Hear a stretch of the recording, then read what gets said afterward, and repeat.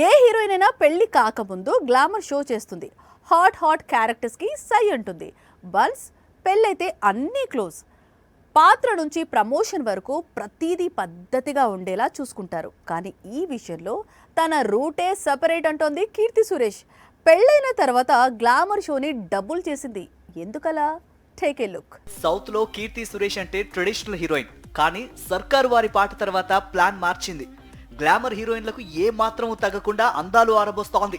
ముఖ్యంగా బాలీవుడ్ లో baby John fix అయ్యాక తన లుక్ మొత్తం మారిపోయింది. ఫోటో షూట్స్ తోనే కాకరేపుతోంది.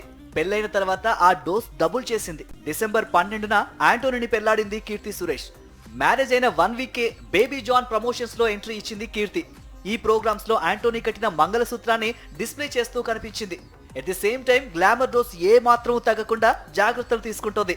మొన్న రెడ్ స్కర్ట్ లో హాట్ గా కనిపించిన కీర్తి రీసెంట్ గా బిగ్ బాస్ షోలో తలుక్కున మెరిసి అందరి చూపుల్ని కట్టిపడేసింది. పెళ్లైన తర్వాత హీరోయిన్లు తాళి ధరించి కనిపించడం చాలా అరుదు, కానీ కీర్తి మాత్రం తాను డిఫరెంట్ అని చాటుతోంది. మ్యారేజ్ అయిన విషయాన్ని గుర్తు చేస్తూనే గ్లామర్ షో చేస్తోంది. పెళ్లి తర్వాత కూడా తన కెరియర్ ని కంటిన్యూ చేస్తానని ఇండైరెక్ట్ గా హింట్ ఇస్తోంది. బాలీవుడ్ లో పెళ్లైన బ్యూటీస్ కి ఇప్పుడు ఫుల్ డిమాండ్ ఉంది. అదే సక్సెస్ సీక్రెట్ ని కీర్తి సురేష్ కంటిన్యూ చేయబోతోంది.